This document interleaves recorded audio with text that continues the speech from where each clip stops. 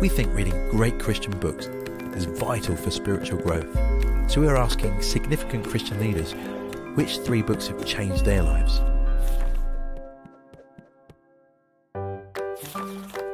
Lucy Moore is the founder and director of Messy Church, an innovative approach to church helping families encounter Jesus.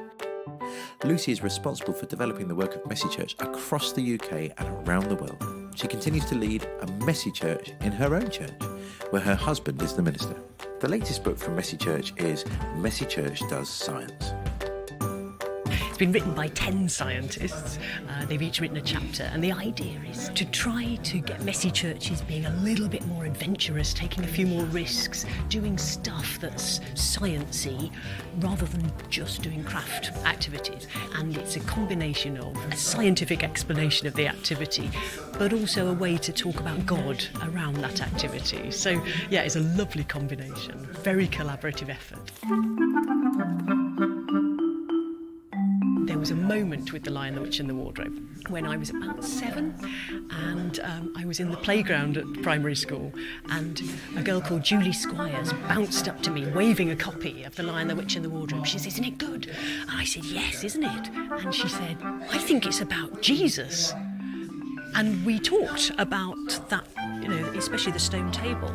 And it was like a moment of a light coming on or a door opening or something really sort of taking me into a new dimension, which Julie gave me at that moment, which I'd never had before with a book. And I just loved the story, the adventure, the sort of multi-layers of it, and the fact that it's got a lovely character called Lucy in as well. Holy Habits by Andrew Robbins, who is a Methodist minister. I read it with just a growing sense of enthusiasm about what he's saying about discipleship and how he explains it. And he takes 10 habits of the Christian life that we can all develop and we all need to develop, and explains them with real life examples from adults and children, from men and from women, from this country and from overseas. And it's a beautifully rich book which challenges you hugely but gives you a way forward. So I'm very fond of Andrew Robbins, yeah. Making Room by Christine Pole. It was introduced to me by someone at Durham University when I was doing a talk about Messy Church. He said, "Oh, have you come across this book by Christine Pole? You've mentioned hospitality a lot. This is a great book about Christian hospitality." And I hadn't come across it, so I got hold of it and read it and just thought, oh wow, this woman says it how it is. This takes it onto a whole level that I hadn't thought about before, a whole different dimension. Reading through what it means to be Christians who are exercising a warm welcome and true hospitality, but also how God is so hospitable to us, and the way that he's unconditional in his welcome, but then sets boundaries about how to help his guests thrive. I just thought this is what church is all about.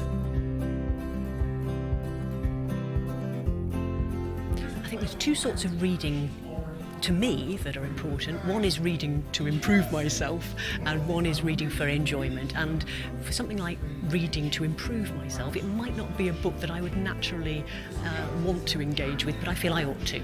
And the way I do that is just by reading a little bit every day until I've got to the end. It's not fun, but it takes me to somewhere different.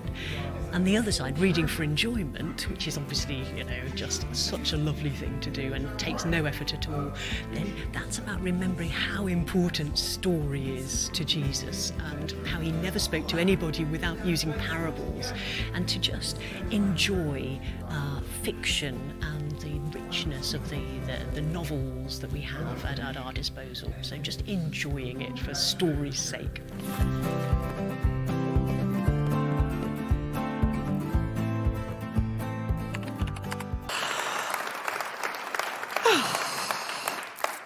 That feels very hospitable, thank you. Lovely to be here, and thank you for coming along. It's kind of making a messy difference. Where do you start when God is so active at the moment? And I sometimes go and do talks on days where there have been a lot of very depressing church statistics about decline. And I feel like kind of Pollyanna skipping in a frock, going, it's all sunshine, it's all wonderful. But it's very hard to be negative when every day we see stories of growth and the stats just building up. My colleague Jane Ledbetter, collects the registrations on the Messy Church directory and lets us know each month how many there have been. And in the last 6 months or so, there have been more than one registration every day, which is just, we keep thinking, this is going to plateau. We can't keep growing like this.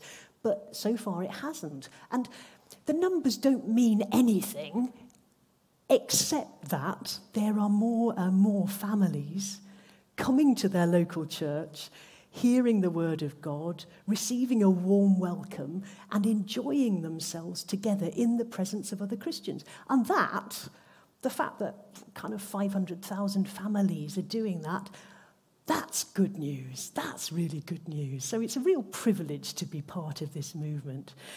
What I thought I'd do today is just kind of set the scene, really. I feel mortified trying to tell a story after Bob Hartman has been, kind of, oh dear, where is there to go, really? But just to set a story, because one of the big questions around Messy Church is... that a lot of messy churches get asked is, yes, you've got people coming, yes, as if that's, kind of a given. But what about discipleship? Are they going deeper? Are you moving them on? And it's a very good question, a really good question, because if we're not making disciples, what are we doing? And again, one that we need to ask, not just of Little Messy Church, but of all our churches. Yeah, you've got people coming on a Sunday morning at 10:30. Are you making disciples? Are you moving people on? Are you growing folk? So just to set the scene, I'd invite you to come by the waters of Lake Gennesaret. And it's very early morning, and Simon Peter is in a bit of a grump. What a night. I had a headache, an arm ache and cramp, backache from working all night in the damp. My hands were red raw from hauling the net, and my tunic was soaked in the waves and the sweat. Andy, I shouted as we reached the shore, what was your catch like? I hope you got more than we did last night. He replied, not a sausage, not even a sardine to make me a sandwich. You win some, you lose some. But that night was bad. The worst night for fishing that we'd ever had. The crews were as grumpy as wintertime whales as we shipped all the boats and shook out the sails and pulled in the oars and stomped off to clean our nets where the great catch of fish should have been. And to our surprise, there on the sand was Jesus, with huge crowds of people at hand. You're up early, Master, I said with a grin.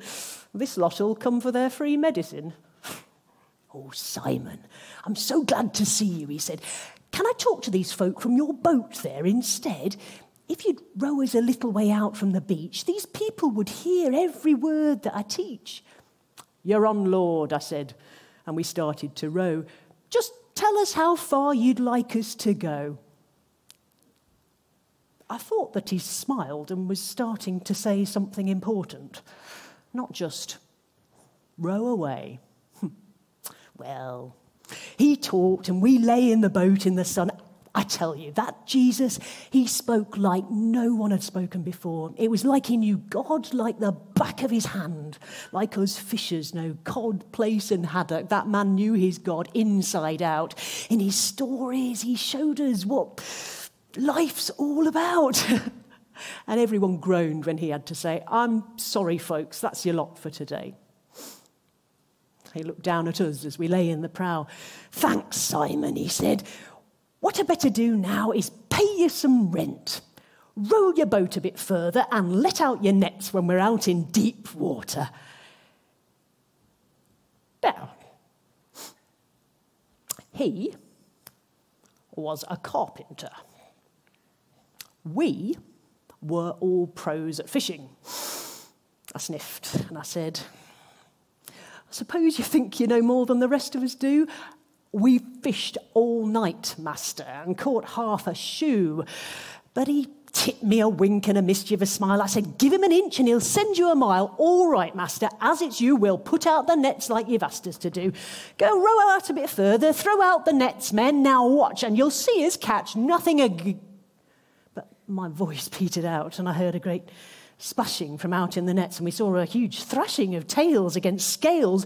Then the boat listed over. Heave, lads, I yelled as we all ducked for cover, because in came the nets, nearly ripping in shreds from the weight of the hundreds of fish in those nets. Andy, I shouted, bring all your crew and get over here. We need each one of you. We used both the boats, but what do you think? There were so many fish. Both boats started to sink. I'd never seen anything like it before. And I'd been at sea then for 12 years or more. I don't mind admitting I was scared stiff. It was unnatural. It was as if Jesus had ordered the fish where to swim, and the fish against nature had all obeyed him. I fell to my knees. I was all of a panic and said in a voice that was more than half manic, get back from me, Lord. I'm a sinful man. If he can do this, and I saw that he can, what power he had. I was shaking with fear. Stop being afraid, he said. Now listen here. Forget about fish. And we saw the lake ripple. I'm going to make you a fisher of people. When we got to the shore, I left my boat there. And from that day, I followed that man everywhere. Adventure and danger, more vast than the sea, were around every bend after Jesus called me. A story that's very, very, very familiar. You'll all know it back to front. But it's come to be very precious to us as we've thought about taking people deeper into God, deeper into a walk with him, just like Simon Peter was called from one dimension of the fishing that he was secure and safe with, found himself through knowing Jesus into another dimension completely. And that's what we're trying to do in messy churches. We're not just messing around with glue and glitter, though many church wardens think we do, and clear up the evidence. We're trying to use what God's given us in this rather strange idea to try and help people meet Jesus and go further with him, just like Simon Peter did. We're trying to make disciples. We're trying to give people that a huge other dimension to their life that only Jesus can bring. We're trying to help people see they too can have life in all its fullness. A lot of Christians, though not many outside the church, but a lot of Christians have a real problem with the name Messy Church. We don't like mess, they say. And, that's fair enough. None of us like mess in lots of ways. But what the name is trying to say is simply saying you don't need to be perfect before God loves you. God loves you just as you are. His unconditional love takes you just as you are, like the prodigal son in all his grub and smelly pigness.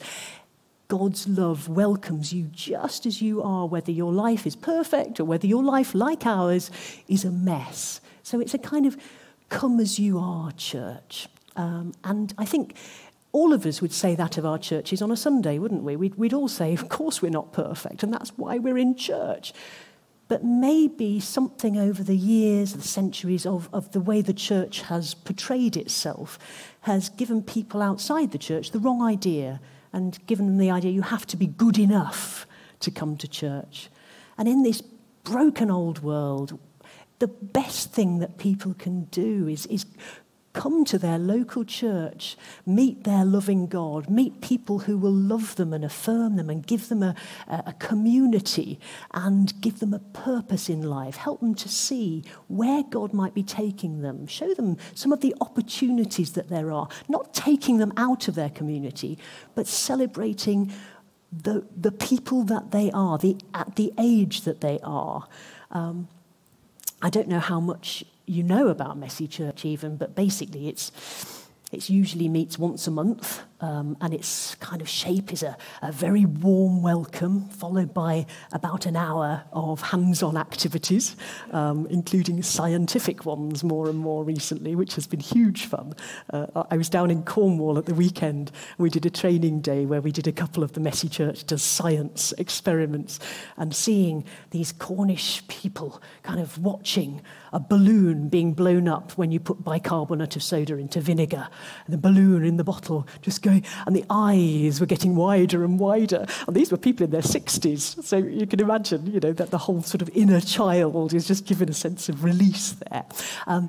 So anyway, we don't just do blowing up balloons. There are other things as well. An hour of hands-on activities with enough so that there are enough ways for every single learning style, every single spiritual style, every single age, gender, to have a chance to meet with God around those activities. And yes, they're all related to a Bible theme, but actually what we're seeing more and more is that the activity is just making a space for people to meet each other and meet God.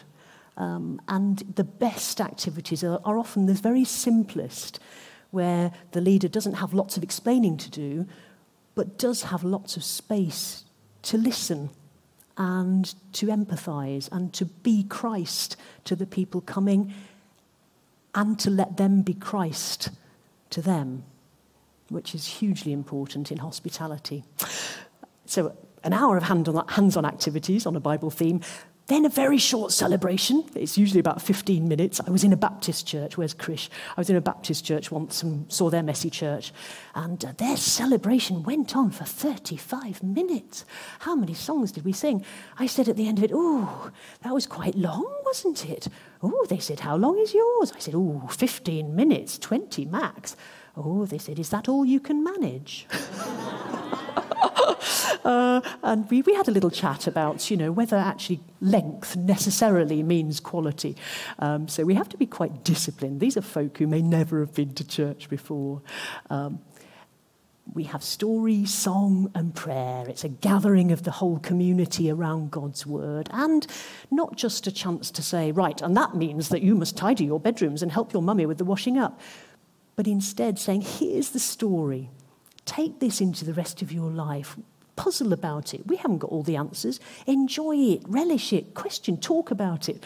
Someone I met last week was saying about a mum, a single mum from her Messy Church, who was loading the kids into the pushchair on the way out, and she got to the door and said to the minister, "Oh, well, thank you for that, Vicar. Right, I'm now going home to face 101 questions about Jesus."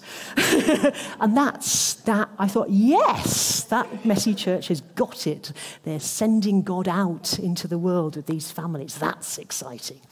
So the celebration, not just a chance to talk about God, but a chance for people to meet God and to worship together, what we're meant to be doing as human beings.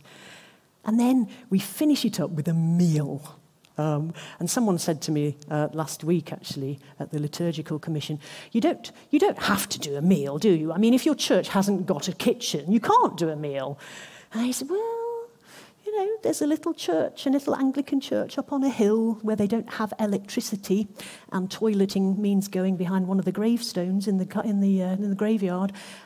But they are so passionate about the way that their hospitality will say something about who God is, that they pack up their jacket potatoes in silver foil, and they put them in a cool box, and they carry that cool box up the hill to the church, and they feed people sitting in the pews of their medieval church. That's how important the hospitality is to them. So the meal turns out to be one of the most crucial parts of a Messy Church, because it says so much without words, I think. In the Anglican Church, maybe the Baptists as well, perhaps we get a bit bogged down in words and liturgy and kind of being able to read. And Messy Church tries to communicate as much as possible without any written words and with a minimum of spoken words, actually. So a lot about God's love is in the surroundings and the environment that you've created. And the meal does that just wonderfully, because you've got tables like a table in a church, like an altar where people can gather around in a holy space. That's also one of the most everyday spaces that you can get. We're changing Andrew Roberts' Holy Habits book, which is another of my favourites, into a sort of training course, a sort of series of units. And one of the units in that, one of the holy habits he suggests developing is eating together. And that's because it's such a crucial part of our Christian discipleship, to sit and eat as a family and as a church. And that's really exciting, to rediscover that and model it and show people, look, we're all equal.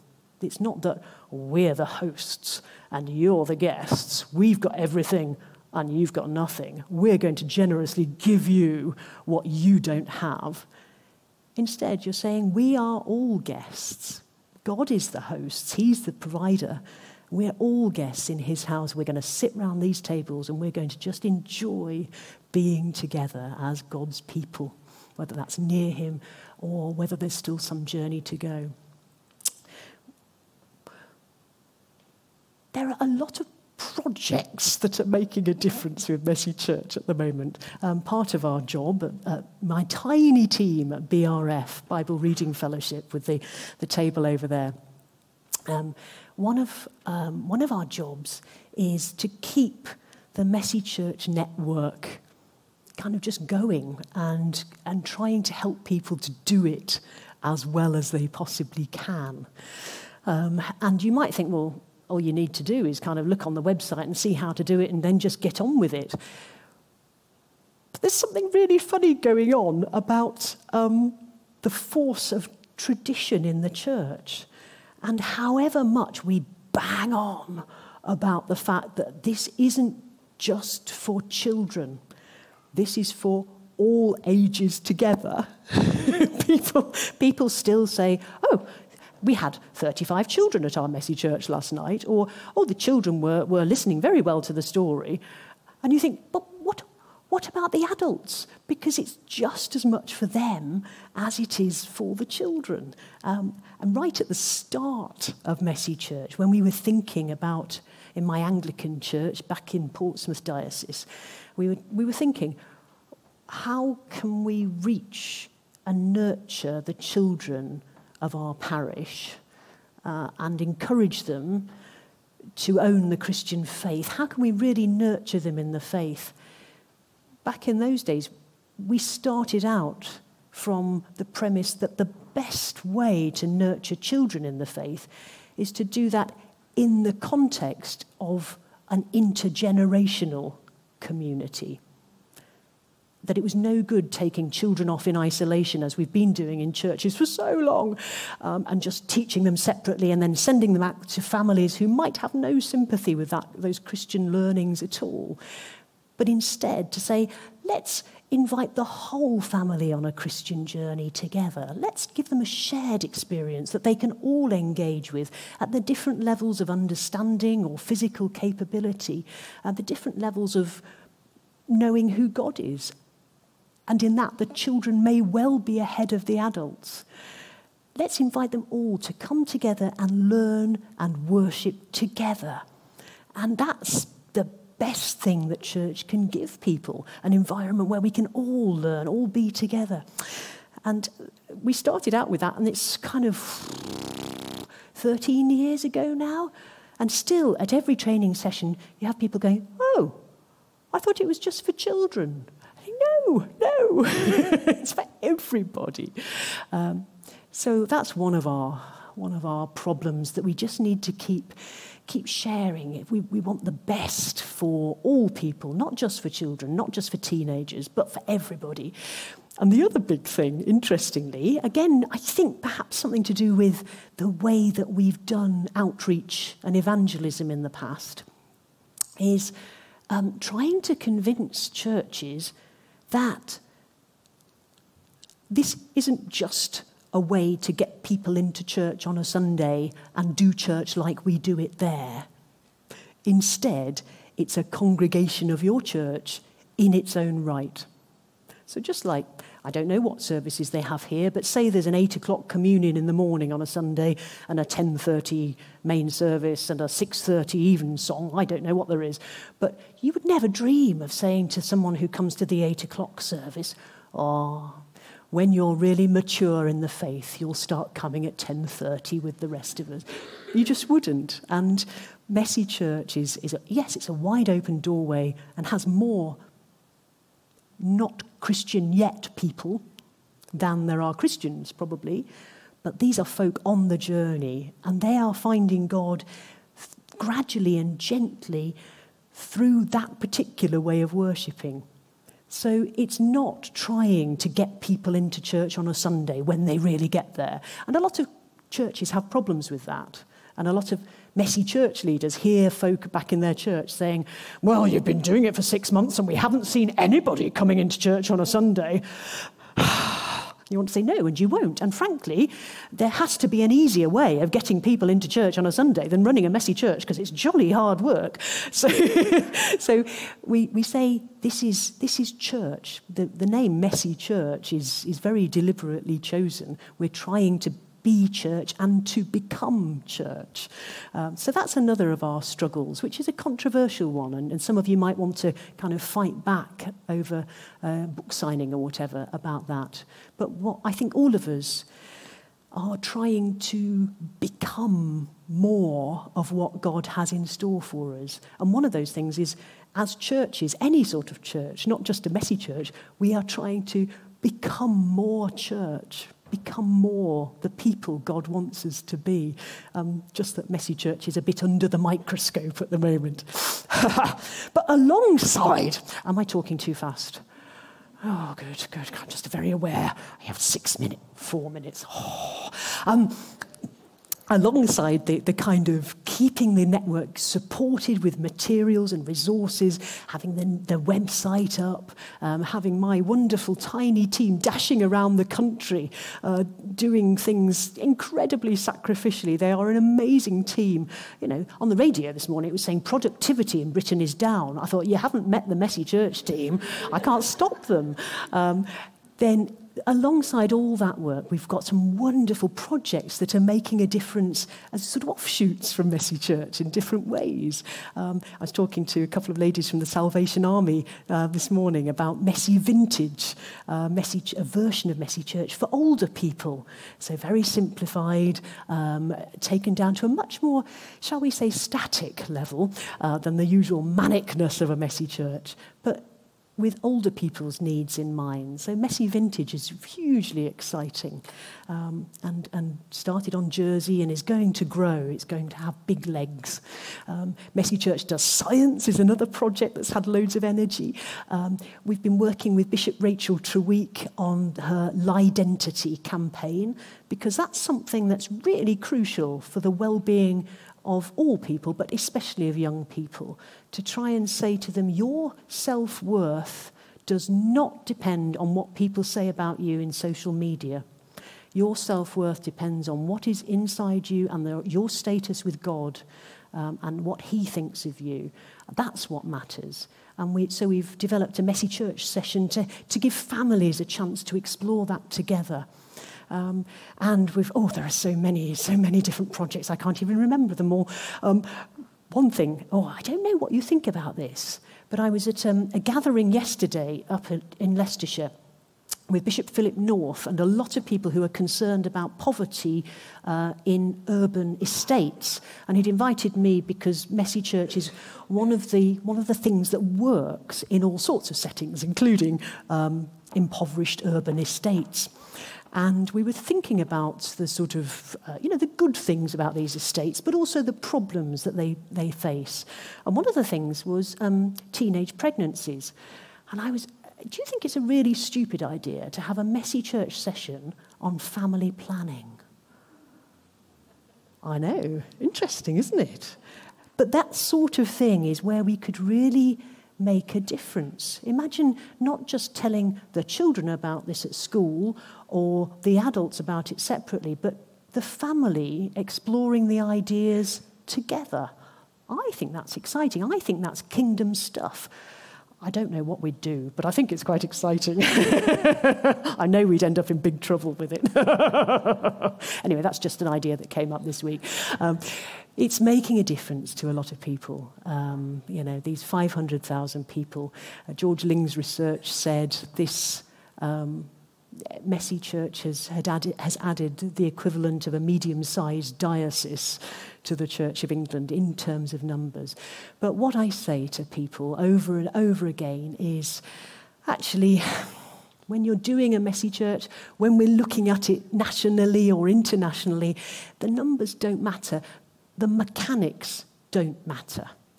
Frankly, if you're thinking about doing a messy church, but you're thinking, how would we do it? How would we cook sausages for 80 people? How does it work? How would you do it? You'll do it. If 3,700 odd people can do it, you can do it. That's not the problem. What we're faced with is when we've got people happily coming into our churches to enjoy themselves as a family together, have we as a church got a faith and a hope and a love to share? And that's the big question that Messy Church is throwing up. Doesn't matter really what you do, but how you do it, the spirit you do it with, and have you actually got a faith to share with these people who come through the doors? That's the exciting thing that God's challenging us with at the moment. So thank you very much indeed, and God bless. Yeah.